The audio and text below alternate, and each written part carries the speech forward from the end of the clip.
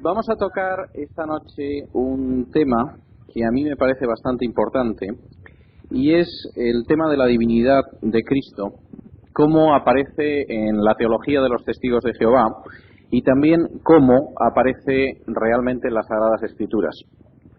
Quisiera aclararles que vamos a intentar ver varios aspectos que me parecen muy importantes relacionados con este tema. En primer lugar, vamos a intentar contestar las objeciones, las pegas que suelen colocar los testigos de Jehová al tema de la divinidad de Cristo. Después vamos a ver si efectivamente la Biblia enseña o no que Cristo no solo es un Dios, como ellos dicen, o un pequeño Dios o un mini Dios, sino que realmente es Dios de una manera total y todopoderosa. Y finalmente vamos a dar un repaso a la traducción de los testigos de Jehová, a la versión del Nuevo Mundo, para ver qué clase de traducción tenemos en las manos. Quisiera aclararles que voy a usar durante toda la noche, y posiblemente algunas cosas les van a sonar un poco raras, la versión de los mismos testigos de Jehová. Vamos a ver lo que la Biblia dice utilizando única y exclusivamente su propia versión, y en algún momento utilizaríamos también el texto griego del Nuevo Testamento. Vamos a ver esos textos que, según los testigos de Jehová, dicen que Cristo no es Dios, en un sentido pleno, y que simplemente es un pequeño Dios. El primero se encuentra en Juan, capítulo 14, y versículo 28. Juan, capítulo 14,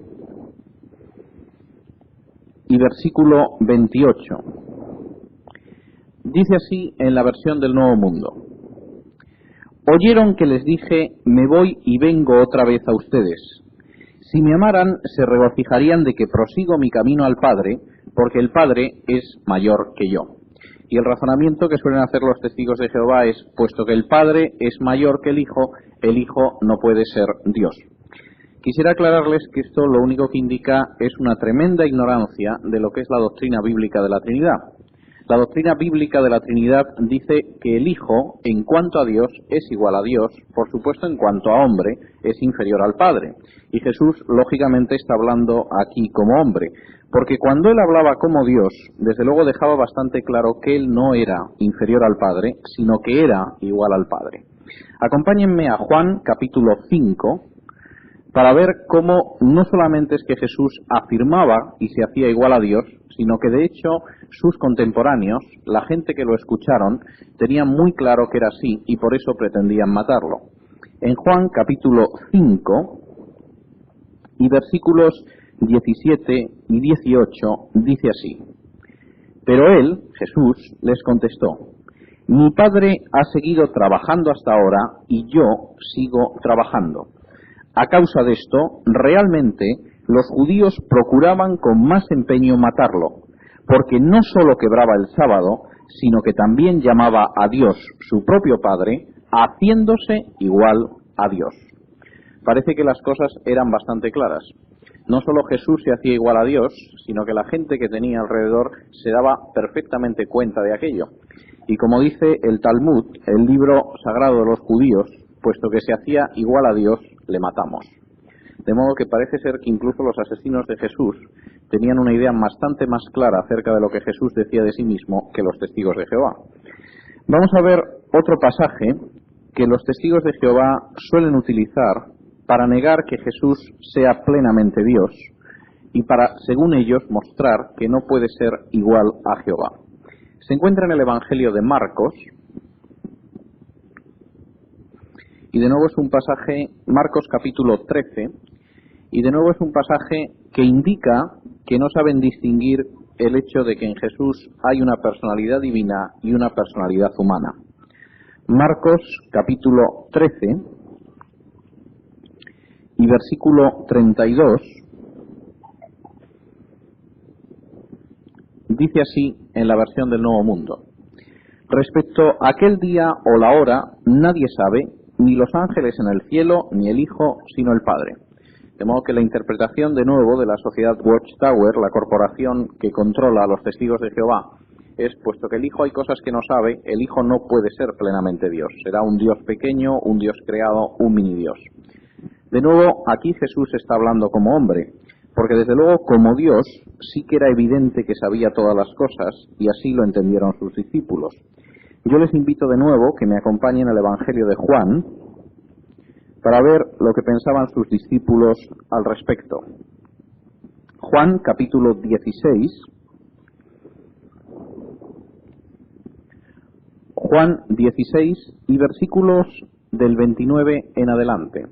Y fíjense la afirmación de los discípulos de Jesús acerca de que Jesús, como Dios, por supuesto que sabe todas las cosas. Juan 16, versículos 29 en adelante. Dijeron sus discípulos: ¿ves? Ahora hablas con claridad y no expresas comparación alguna. Ahora sabemos que sabes todas las cosas y no necesitas que nadie te interrogue. En esto creemos que saliste de Dios. Las palabras de los discípulos eran bastante claras. Por supuesto, Jesús como hombre tenía limitaciones. Tenía que comer para mantenerse vivo, tenía sed, como cuando le pidió de beber a la samaritana, se cansaba, dormía, y por supuesto como ser humano era limitado. Pero como Dios sabía todas las cosas y por supuesto era igual a Dios. Acompáñenme también en este mismo Evangelio de Juan, al capítulo 21, para ver otra de las afirmaciones de los apóstoles acerca de que efectivamente Jesús, en su personalidad divina, conocía todas las cosas. Juan capítulo 21 y versículo 17. Juan 21, 17 dice así: le dijo por tercera vez: Simón, hijo de Juan, ¿me tienes cariño? Pedro se contristó de que le dijera por tercera vez: ¿me tienes cariño? De modo que le dijo: Señor, tú sabes todas las cosas. Tú bien sabes que te tengo cariño. De nuevo, el conocimiento que tenía Pedro, que había pasado al menos 3 años de su vida al lado de Jesús, era que efectivamente Jesús sabía todas las cosas. Como Dios, era el único que en realidad sabía todas las cosas. El segundo grupo de textos que utilizan los testigos de Jehová para insistir en que Jesús, en que el Hijo no es Dios en un sentido completo, sino que simplemente es un Dios pequeño o un Dios chiquito, es aquellos textos que según ellos muestran que Cristo es un ser creado. Vamos a ver si efectivamente los textos muestran que Cristo es un ser creado. El primero se encuentra en Apocalipsis, capítulo 3 y versículo 14. Apocalipsis, o Revelación, en la versión de los testigos de Jehová, capítulo 3 y versículo 14, dice así: y al ángel de la congregación que está en la Odisea escribe: estas son las cosas que dice el Amén, el testigo fiel y verdadero, el principio de la creación por Dios. Y la interpretación de la Watchtower es que, puesto que a Cristo se le llama el principio de la creación, eso significa que es el primer ser creado. Yo quisiera aclarar que esto es imposible totalmente en griego. En griego existe una palabra clara para primer ser creado, que es esta: prototictos. Si Juan hubiera querido decir en el Apocalipsis que Jesús era el primer ser creado, hubiera dicho prototictos. Pero la palabra que él utiliza en griego es esta. Incluso para el que no sabe griego se puede ver que son bastante distintas a simple vista. La palabra que él utiliza es argé, principio o comienzo. Pero esta palabra que aparece aquí, la palabra argé, es la misma palabra que para indicar la fuente de algo. El lugar, el manantial del que brota algo. En otras palabras, lo que Juan está diciendo es que Jesús es la fuente, el manantial, el lugar, la raíz de la creación, el arjé de la creación. En otras palabras, el mismo creador. No un ser creado, sino precisamente el ser del cual brota, del cual arranca, del cual surge toda la creación. El texto este no solamente no favorece la teología de los testigos de Jehová, más bien indica exactamente todo lo contrario. Como otro texto que suelen utilizar los testigos de Jehová para hablar de que Cristo es un ser creado y que se encuentra en la carta a los Colosenses capítulo 1, Colosenses 1 y versículo 15. Dice así en Colosenses 1:15. Él, hablando de Cristo, es la imagen del Dios invisible, el primogénito de toda la creación. Y la interpretación que suelen dar los testigos de Jehová es, puesto que es el primogénito, esto significa el primer creado. Miren, si realmente Pablo hubiera querido decir el primer ser creado, hubiera dicho esto, el prototictos, el primer ser creado. Pero la palabra que Pablo utiliza es esta.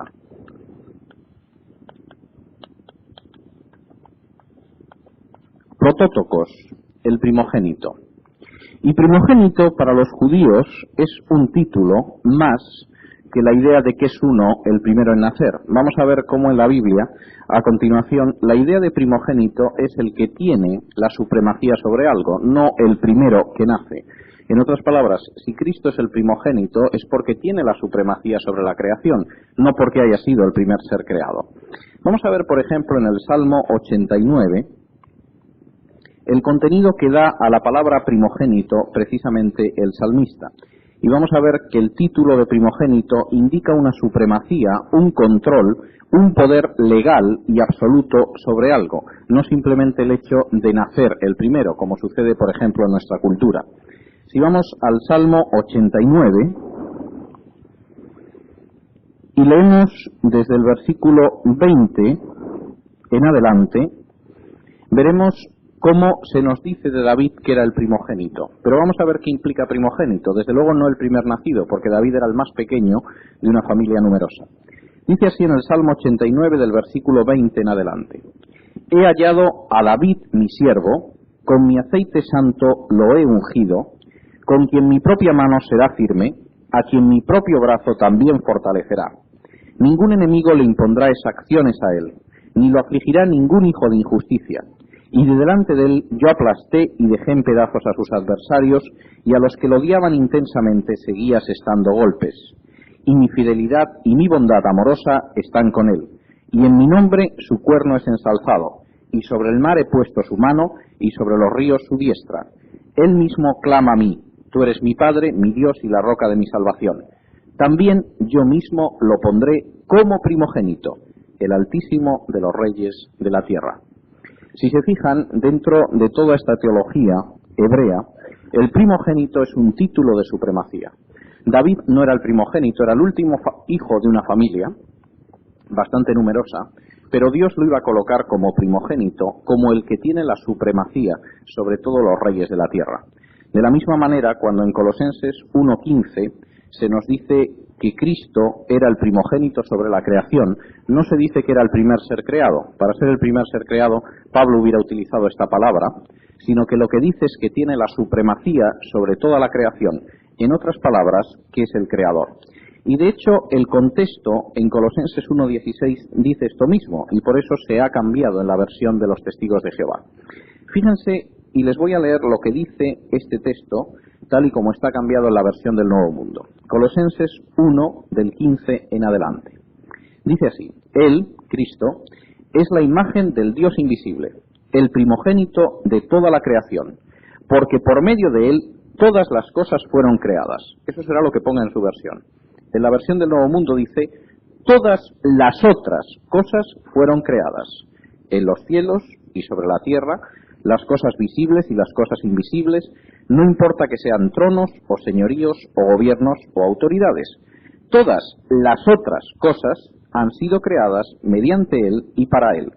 También Él es antes de todas las otras cosas y por medio de Él se hizo que todas las otras cosas existieran.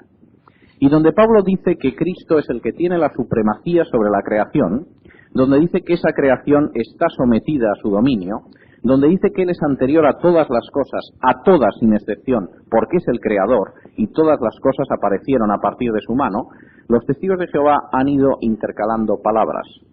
Como ellos creen que Cristo es una criatura, Cristo es anterior a todas las otras criaturas. Como ellos insisten en que Cristo es un ser creado, han introducido en su Biblia la palabra las otras cosas. Por un lado todo lo creado, por otro lado Cristo como ser creado. Pero esto es una pésima teología y yo diría que es una aún peor traducción de lo que dice la Biblia. Y en el fondo estas son prácticamente todas las objeciones que plantean los testigos de Jehová para negar la divinidad de Cristo. Y como hemos visto, son objeciones que no objetan nada sólido ni sustancial. Voy a intentar en los próximos minutos explicar algo acerca de la divinidad de Cristo. Y quisiera aclarar que el tema es tan profundo y es tan amplio, es como un auténtico océano teológico, que vamos a tocar alguna costa, nos vamos a parar un poquito en algún puerto, pero por supuesto no vamos a poder navegar todo el mar en profundidad. Quisiera aclarar que, en primer lugar, la Biblia indica no que hay muchos dioses, como creen los testigos de Jehová. Primero un gran Dios Jehová, luego otro Dios más pequeño que es Cristo, y luego una serie de diosecillos que son Satanás, los demonios y los ángeles. Esto se llama politeísmo, la creencia en muchos dioses. Y les guste o no reconocerlo, los testigos de Jehová son politeístas, puesto que creen que hay muchos dioses. Ahora bien, la Biblia enseña que solo hay un Dios, única y exclusivamente uno. ¿Y cómo es ese Dios? Es lo que vamos a ver en los próximos minutos. Yo les pido que me acompañen al libro de Isaías, donde vamos a ver varias lecturas en las que se afirma claramente que solamente hay un Dios. No hay varios dioses, uno grande, Jehová, otro más pequeño, que es Cristo, y luego una serie infinita de diosecillos, sino solo un Dios. Y vamos a empezar a verlo con un texto que los testigos de Jehová utilizan mucho en su primera parte y parece que olvidan en la segunda. Se encuentra en el capítulo 43 del libro de Isaías. Isaías 43, y ahí nos vamos a mover todavía durante unos minutos. Isaías 43 y versículo 10. Ustedes son mis testigos, es la expresión de Jehová. Hasta ahí los testigos de Jehová conocen muy bien el versículo. Pero dice a continuación: aún mi siervo a quien he escogido, para que sepan y tengan fe en mí, y para que entiendan que yo soy el mismo. Antes de mí no fue formado Dios alguno, y después de mí continuó sin que lo hubiese. La afirmación de Isaías es clara: solo hay un Dios. No hubo ningún Dios antes ni hubo ningún Dios después. Aquí no habla de que hay un gran Dios, Jehová, y después él formó a otro Dios más pequeño, que es el Hijo, y luego otros diosecillos como Satanás, los ángeles o los demonios. Aquí dice claramente que solo hay un Dios, y no hubo ninguno antes, ni habrá ningún otro después, ni se formó ningún otro después. Vamos a ir a Isaías, capítulo 44. Isaías 44 y versículo 6, donde aparece una afirmación bastante clara al respecto. Dice así en Isaías 44, 6: esto es lo que ha dicho Jehová, el Rey de Israel y el recomprador de él, Jehová de los ejércitos. Yo soy el primero y yo soy el último, y fuera de mí no hay Dios. Y la idea es bastante clara. No dice, bueno, yo soy el primero, soy el último, soy el Dios más importante, y luego hay 8.000 dioses. Primero mi hijo, después Satanás, después los ángeles, los demonios, etc. Él dice, fuera de mí no existe ningún Dios. Isaías capítulo 45.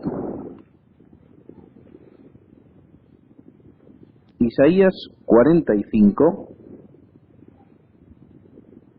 y versículo 5. Dice así: yo soy Jehová y no hay ningún otro. Con la excepción de mí no hay Dios. De nuevo la misma afirmación tajante. Solo hay un Dios. No hay un Dios grande, más otro Dios más pequeño, que es el Hijo, más infinidad de dioses después. Solo hay un Dios. Isaías 45 y versículo 14. Esto es lo que ha dicho Jehová: los trabajadores sin pagar de Egipto, y los mercaderes de Etiopía, y los sabeos, hombres de alta talla, se pasarán ellos mismos aún a ti, y tuyos llegarán a ser. Detrás de ti andarán, en grillos pasarán, y ante ti se inclinarán. A ti orarán diciendo, realmente Dios está en unión contigo, y no hay ningún otro, no hay otro Dios. Me parece que la afirmación de la Biblia es bastante clara. La enseñanza de la Biblia, de tapa a tapa, no habla de que hay muchos dioses, no habla de un politeísmo como los testigos de Jehová, sino que habla de un solo Dios. Ahora bien, la Biblia también enseña que ese Dios existe en varias personas, que ese Dios existe en una pluralidad de personas. Y eso es lo que vamos a ver en los versículos siguientes. El primer texto que yo les invito a que vayan a ver, y vamos a ver cómo es ese texto en el mismo original hebreo, se encuentra en Deuteronomio capítulo 6, Deuteronomio 6 y versículo 4.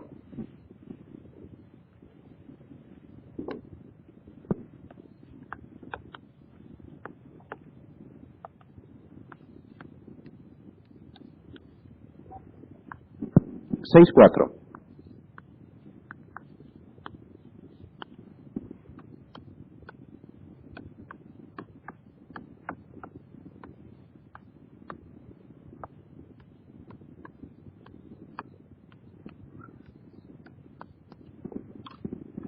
El texto en hebreo dice Shema Israel, Yahvé Elohenu, Yahvé Echad, o escucha Israel, Jehová, nuestro Dios, Jehová es uno. Ahora bien, la palabra que se utiliza para uno en hebreo, que es Echad, es uno compuesto de varios, no uno simple. Por ejemplo, cuando en Génesis se nos dice que Adán y Eva llegaron a ser una sola carne, la palabra que se utiliza también es Echad. Por supuesto que Adán y Eva eran una sola carne, pero una sola carne compuesta de dos, de Adán y de Eva. Cuando en el libro de Jueces se nos dice que el pueblo de Dios se levantó como un solo hombre, la palabra que se usa también es Echad. Por supuesto que el pueblo de Israel se levantó como un solo hombre, pero estaba compuesto por muchos hombres. E incluso cuando se nos habla de cómo los espías que estuvieron en la tierra prometida trajeron un racimo de uvas, la palabra que se utiliza también es Echad. Era un racimo de uvas, pero llevaba muchas uvas. Es uno, pero un uno plural. Y en este sentido, la Biblia insiste en que Dios es uno, pero uno formado por varias personas. Y fíjense, es algo que se ve con mucha claridad incluso en el Antiguo Testamento.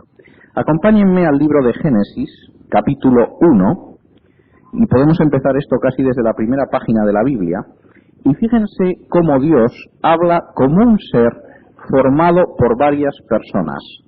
Génesis, capítulo 1, y versículo 26.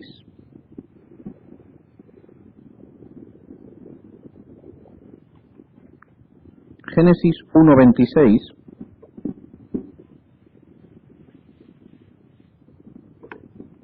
dice así,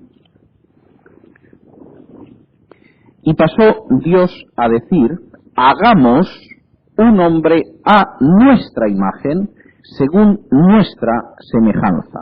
Versículo 27, y procedió Dios a crear al hombre a su imagen, a la imagen de Dios lo creó. Dios habla como un ser plural compuesto de varias personas.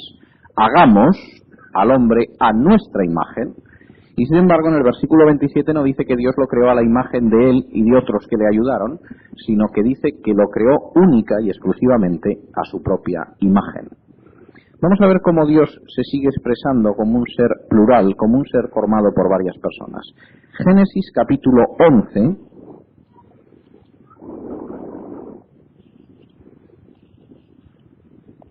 Génesis 11 y versículos del 5 en adelante, dice así. Y procedió Jehová a bajar para ver la ciudad y la torre que habían edificado los hijos de los hombres.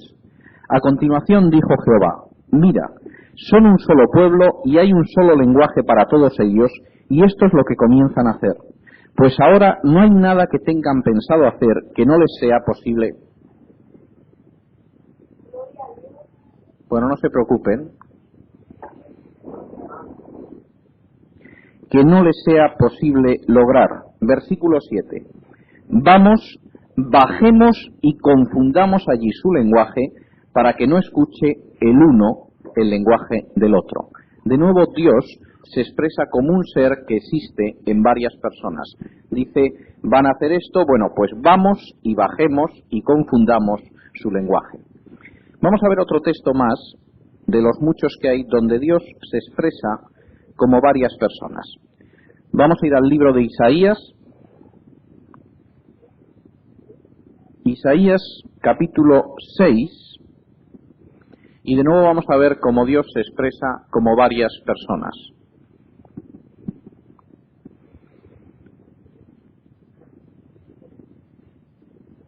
Isaías 6 y versículo 8 dice así.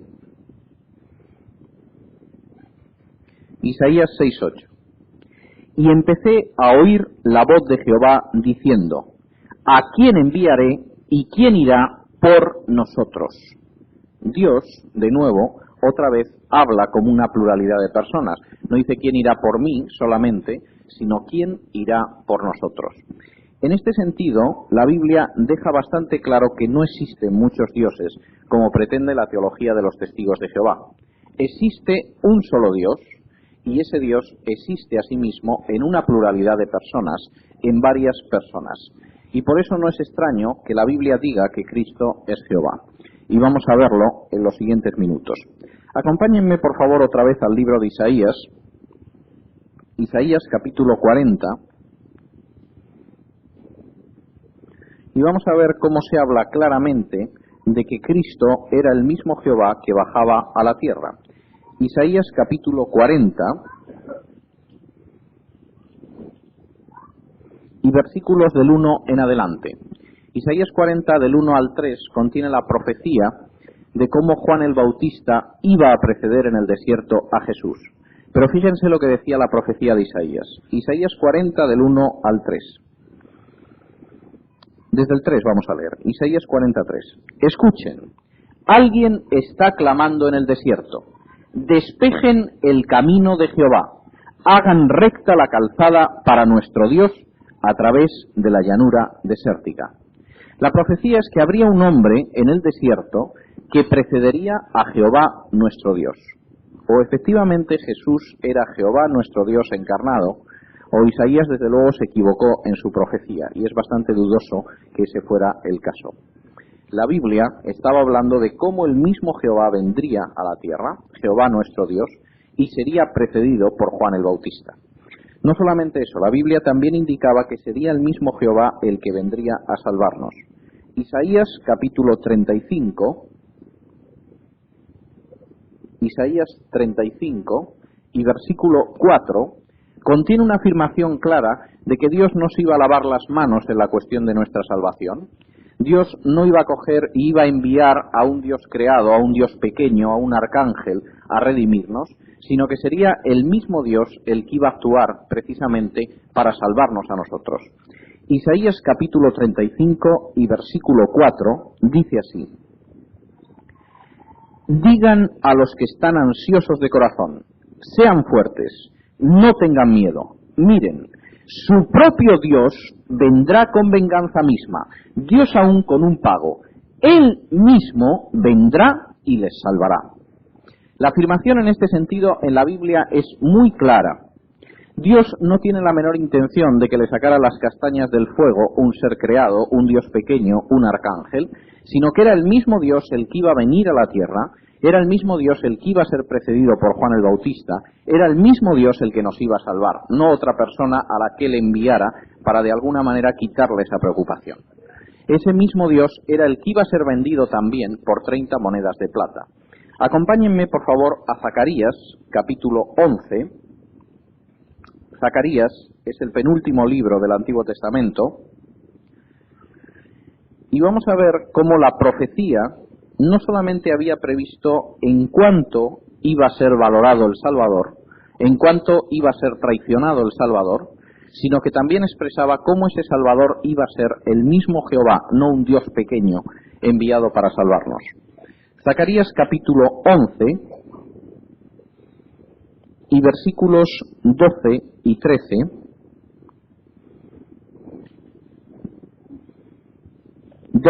13 dice así: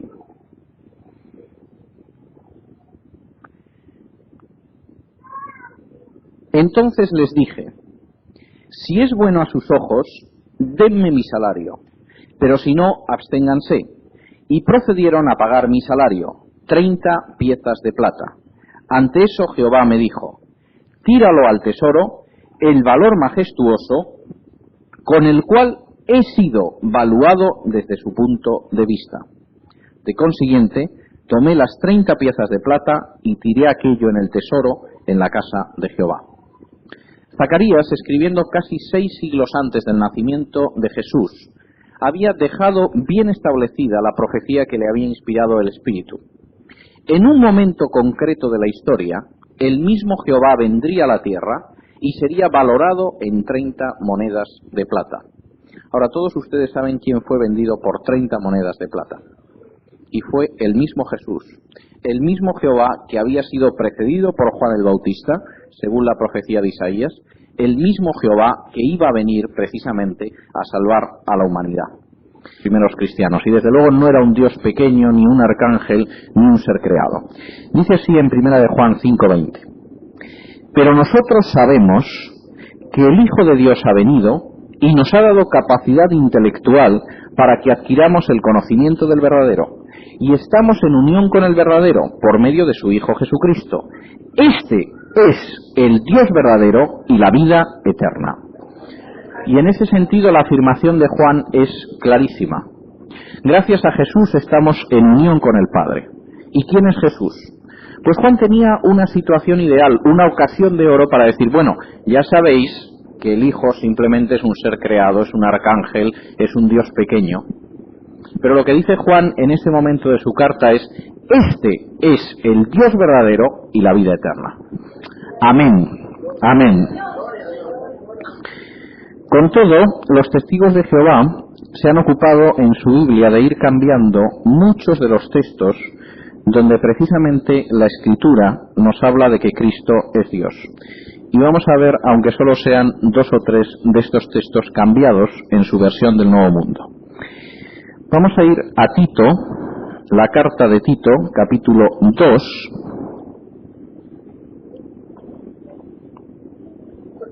Tito, capítulo 2, y versículo 13. Tito 2:13.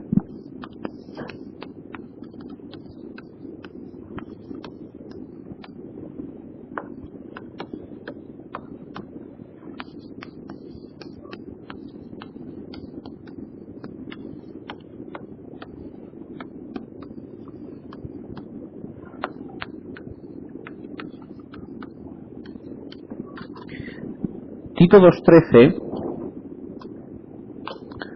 dice así en su parte final. El texto habla de que mientras esperamos la feliz esperanza y la gloriosa manifestación del gran Dios y Salvador Jesucristo.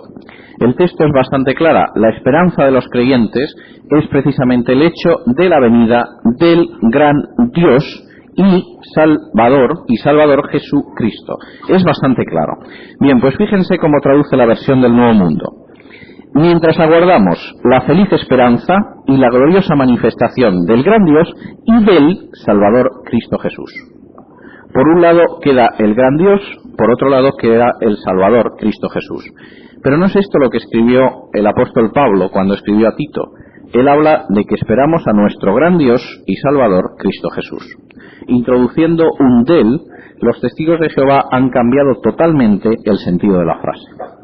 Vamos a ver otro texto más cambiado. Se encuentra en la carta a los Romanos, capítulo 9 y versículo 5.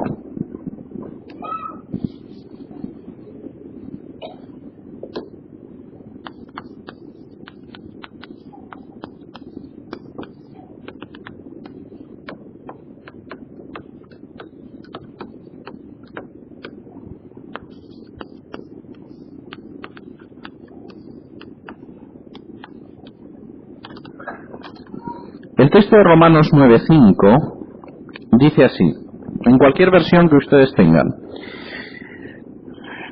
a quienes pertenecen los antepasados y de quienes vino Cristo según la carne, Cristo siendo Dios para siempre, amén, etcétera, etcétera, por los siglos, amén. El texto dice literalmente Cristo siendo, o en cualquier versión que ustedes tengan puede decir Cristo el cual es, o Cristo quien es Dios, etcétera, etcétera. Bien, la versión del Nuevo Mundo traduce así: a quienes pertenecen los antepasados y de quienes provino Cristo según la carne, punto. Dios que está sobre todo sea bendito para siempre, amén. Por un lado queda Cristo, por otro lado queda Dios, que sea bendito para siempre, amén. Aunque la palabra sea no está en absoluto incluida en el original. De nuevo, el texto de la versión del Nuevo Mundo intenta negar el hecho de que Cristo es ese único Dios que fue profetizado, que sería precedido por Juan el Bautista, que iba a venir a salvarnos, que sería vendido por 30 piezas de plata. Esto, aparte de deshonesto, es muy grave teológicamente. Vamos a ver otro texto cambiado. Hebreos capítulo 1.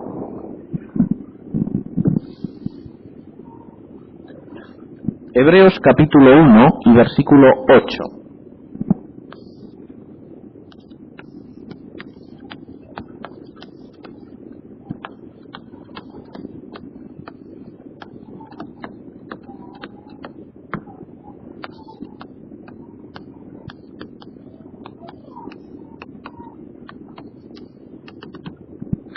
Dice así el texto. Bien, el texto de Hebreos 1:8, en cualquier versión que ustedes puedan tener en la mano, dice de la siguiente manera. Pero en relación con el Hijo, el Padre, que es el que está hablando, dice: el trono tuyo, oh Dios, por el siglo del siglo o por los siglos de los siglos. Pero es bastante claro. El Padre está diciendo Dios al Hijo. Dice, el trono tuyo, oh Dios, etcétera, etcétera. Pues fíjense cómo han cambiado este texto en la versión del Nuevo Mundo. En la versión del Nuevo Mundo, la versión que utilizan los testigos de Jehová, dice así: pero con respecto al Hijo, Dios es tu trono para siempre. Mientras que en el texto original griego y en cualquier versión que ustedes manejen, el Padre está llamando Dios al Hijo. En la versión del Nuevo Mundo dice Dios es tu trono para siempre, lo que es un cambio bastante considerable. Y sin embargo yo diría que el tiro les ha salido por la culata, como decimos en España, porque si Dios es el trono del Hijo, alguien muy grande tiene que ser el Hijo. Generalmente los reyes son más importantes que los tronos en los que se sientan. De modo que incluso puestos a falsear el texto, parece que les ha quedado bastante mal en ese sentido. Vamos a ver otro texto cambiado de la versión del Nuevo Mundo, y a continuación vamos a ver por qué se han cambiado estos textos. Acompáñenme ustedes a Éxodo 3:14. Y vamos a ver otro texto cambiado bien interesante. Éxodo 3:14.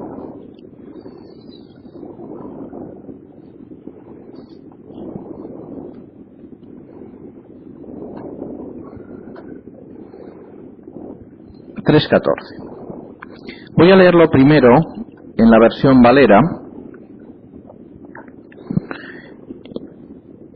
pero pueden ustedes leerlo en cualquier versión que tengan en las manos. Luego veremos lo que han hecho en la versión del Nuevo Mundo. Dice así en Éxodo 3:14. Respondió Dios a Moisés: yo soy el que soy. Y dijo: así dirás a los hijos de Israel: yo soy, me envió a vosotros. Moisés ha estado preguntando a Dios: bueno, ¿y qué nombre les voy a decir que tienes cuando los hijos de Israel me pregunten cómo te llamas? Y él dice: yo soy el que soy. Diles: yo soy, me ha enviado a vosotros. Yo soy, en ese sentido, Eyé, en hebreo, es precisamente el título que Dios se da en ese momento.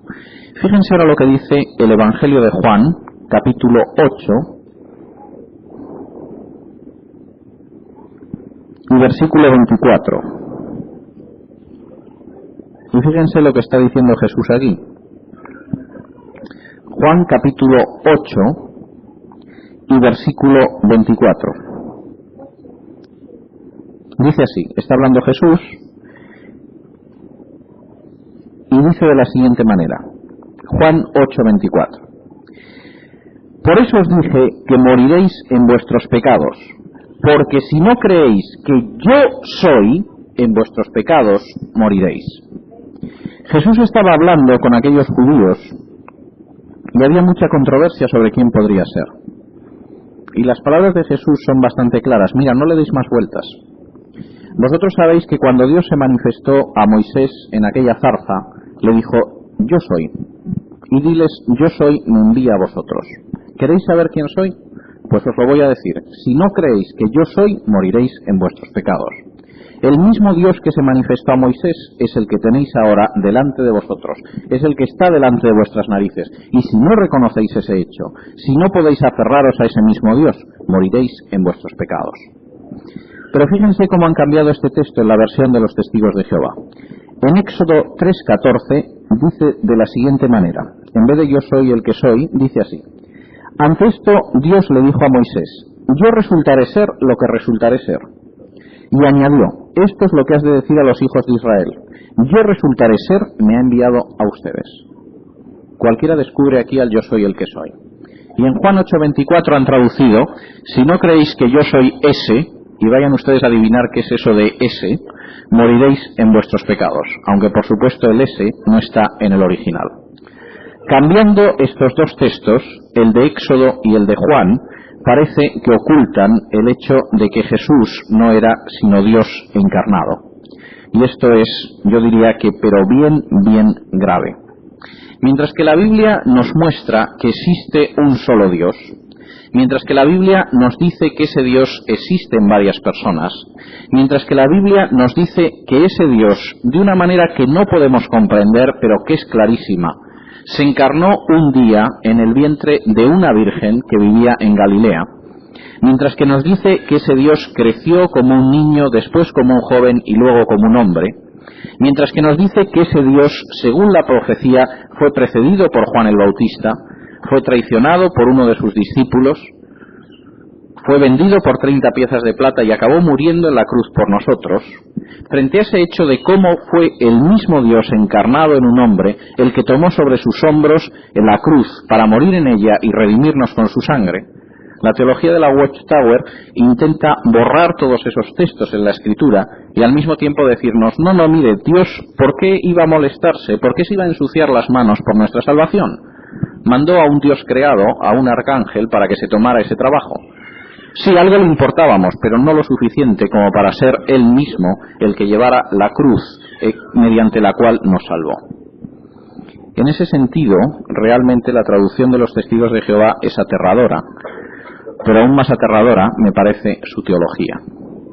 Durante años me estuve preguntando de dónde podían haber sacado los testigos de Jehová unas ideas tan absolutamente retorcidas para traducir de esa manera su Biblia. No existe ninguna Biblia como esta, ninguna Biblia cambia los textos así. ¿Esto había sido una inspiración original suya o se habían basado en algo? Y durante años me lo estuve preguntando hasta que lo descubrí de una manera absolutamente casual. Cuando los testigos de Jehová mencionan su traducción torcida de Juan 1:1, solamente se apoyan en otra versión que es igual, una versión que es la versión de Johannes Greber, que según ellos era un sacerdote católico. Estuve buscando la versión de Johannes Greber, pues removiendo Roma con Santiago, como decimos ahí en España, a ver si podía encontrar cómo alguien había podido traducir tan mal como ellos el Nuevo Testamento. Y un día, casualmente, la versión de Johannes Greber cayó en mis manos. Y era una versión curiosa, porque el autor decía que había recibido una ayuda especial a la hora de traducir su versión. Les voy a leer lo que dice Johannes Greber de su traducción, una traducción que se parece como una gota de agua a otra gota de agua a la versión del Nuevo Mundo, la versión de los testigos de Jehová. En el prólogo de su traducción del Nuevo Testamento, Johannes Greber dice así: muchas contradicciones entre lo que aparece en los rollos antiguos y el Nuevo Testamento surgieron y fueron tema de las oraciones de Greber, de las oraciones constantes de Greber, pidiendo guía. Greber se encontraba con que lo que él pensaba y lo que veía en el Nuevo Testamento era distinto, de modo que oraba pidiendo guía. Fíjense a quién oraba pidiendo guía. Oraciones que fueron contestadas y las discrepancias clarificadas por el Espíritu Mundial de Dios. La esposa de Greber, una medium del Espíritu Mundial de Dios, fue a menudo el instrumento para dar las respuestas correctas de los mensajeros espirituales al pastor Greber. Johannes Greber había sido un sacerdote católico, pero después se hizo espiritista. Y tenía que traducir de alguna forma el Nuevo Testamento, y se encontraba con que el texto griego no coincidía con sus enseñanzas espiritistas. Él creía también que Cristo era un ser creado y que era el arcángel Miguel. No creía tampoco en el infierno ni en la inmortalidad del alma. Y cuando iba traduciendo el Nuevo Testamento desde el texto griego, se encontraba con que aquello era distinto. De modo que pidió una orientación. Y como su esposa era una médium espiritista, pedía a los espíritus que le aclararan cómo tenía que traducir Greber su Nuevo Testamento. Y los espíritus se lo decían. Y salió una cosa idéntica a la traducción de los testigos de Jehová. ¿Y sabían los testigos de Jehová que efectivamente Greber era un espiritista? Pues sí. Aparece en distintas publicaciones de ellos diciendo que efectivamente era un espiritista. En la Atalaya del 15 de febrero de 1956, en la página 111 y párrafo 11, dice así: está muy claro que los espíritus en los que el ex sacerdote Greber cree lo ayudaron en su traducción. Pero pese a que sabían que era un espiritista, pese a que sabían que había espíritus demoníacos que le habían ayudado en su traducción, ellos editaron la versión del Nuevo Mundo, que era idéntica a la versión espiritista de Greber. Y parece que empezamos a terminar de atar cabos sobre quién dirige la sociedad de los testigos de Jehová. En este sentido es bastante claro. Esto no es una pura cuestión de especulación teológica. Esto no simplemente es una discusión académica. Lo que está en juego es mucho más importante. La Biblia habla de que solamente existe un Dios y de que todos tendremos que comparecer un día ante ese Dios. Ninguno de nosotros va a poder decir a Dios: bueno, te podíamos interesar un poco, ¿no? Nos diste unas normas morales, querías algo de nosotros, pero a fin de cuentas no te interesábamos tanto como para convertirte en uno de nosotros y morir en la cruz. Lo que la Biblia dice es que durante siglos, hombres de Dios, profetas inspirados por el Espíritu Santo, mostraron claramente, de manera repetida, que era el mismo Dios el que iba a venir a redimirnos. No se iba a lavar las manos con nosotros enviando a un simple arcángel.